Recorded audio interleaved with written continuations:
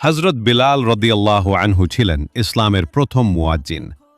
তার কণ্ঠে যখন আল্লাহু আকবার ধ্বনি উঠত, তখন মদিনার আকাশ বাতাস ঈমানের আলোয় ভরে যেত। ইসলাম গ্রহণের আগে তিনি ছিলেন একজন নির্যাতিত দাস। তপ্ত মরুভূমির বালুর ওপর পাথর চাপিয়ে তাকে বলা হতো ইসলাম ত্যাগ করতে। কিন্তু তিনি শুধু বলতেন, আহাদ আহাদ, আল্লাহ এক, আল্লাহ এক। পরবর্তীতে আবু বকর রাদিয়াল্লাহু আনহু তাঁকে মুক্ত করে দেন। এরপর মুহাম্মদ সাল্লাল্লাহু আলাইহি ওয়াসাল্লাম নিজ হাতে তাঁকে ইসলামের প্রথম মুয়াজ্জিন হিসেবে নির্বাচন করেন। রাসূলুল্লাহ সাল্লাল্লাহু আলাইহি ওয়াসাল্লামের ইন্তেকালের পর বিলাল রাদিয়াল্লাহু আনহু আজান দিতে গিয়ে আশহাদু আন্না মুহাম্মাদার রাসূলুল্লাহ পর্যন্ত পৌঁছে কান্নায় ভেঙে পড়তেন। প্রিয় নবীকে স্মরণ করে তার কণ্ঠ থেমে যেত।